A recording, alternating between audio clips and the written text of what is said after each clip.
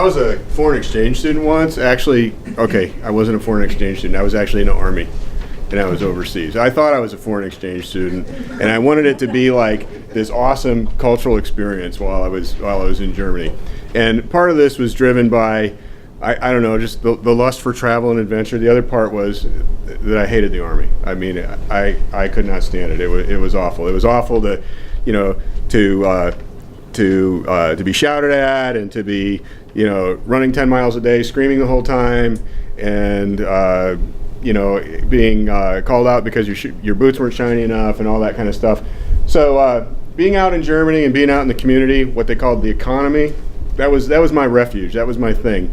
And of course, the other guys I was with in the Army, they absolutely hated this. And of course, I was, you know, if you could imagine the Army equivalent of a, you know, a sneering French beret wearing hipster, that was me. So I kind of deserved the hate and everything. So one of my sergeants, you know, who'd run out of things to hassle me about, and they find all kinds of interesting things to hassle you about. He hassled me about my car, and I had just bought this Volkswagen Passat. Germany has this law where if a car is more than 7 years old, it's an antique, and it gets like seriously, it's an antique, and it gets taxed a lot unless you sell it to an American soldier. So I bought this car, and one of my sergeants decided it was dirty. Like, your car's dirty. You have no pride. You know, what are the Germans going to think? Oh, those Germans you love, by the way. What are they going to think driving around your dirty car? It's like, you need to get it washed. So I drove it home, and I lived in this little village called Brand-Oberndorf, and it was really a little village. It was this picturesque little village, kind of stuck in the side of a hill in the part of Germany called Hesse. And I needed to wash my car, and of course I was a soldier and I was broke, and I took a great deal of pride in not relying on all the resources the Army gives you, because they actually have like a car wash for you that you could go and wash your car at. And it's like, no, I'm just going to, besides, I didn't want to hang around post and wash my car. I wanted to go home and wash the car.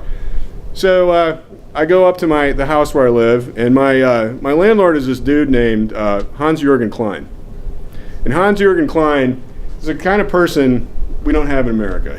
First of all, he had like the Otto von Bismarck mustache, like this huge mustache and big pouched eyes, and he wore like some kind of neatly pressed coveralls to work. Everybody in Germany has a uniform for whatever it is they do, if they're a mechanic or a trash collector or whatever.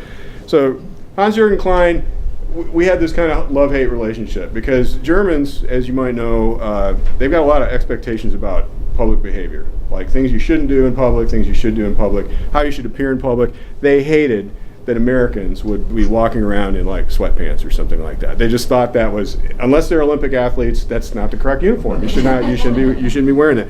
So Hans-Jürgen Klein was that kind of guy.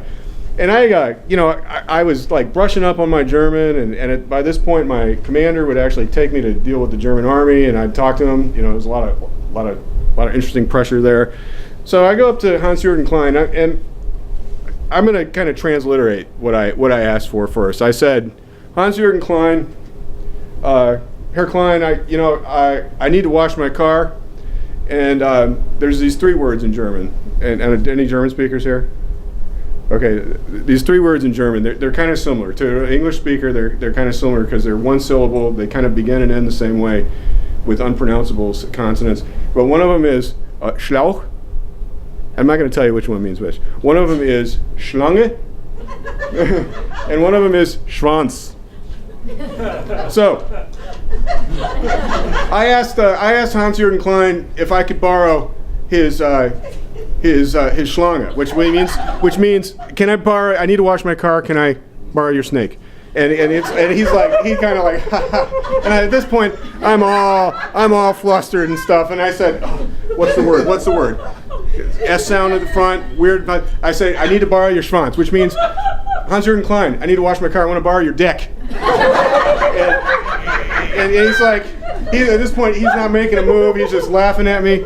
And I finally come up with Schlauch, which is hose. He gives me a hose. And then henceforth in that whole town, I was the guy who washes his car with a dick. And I never messed those words up in German. I ended up getting a degree in German And that was it. All right.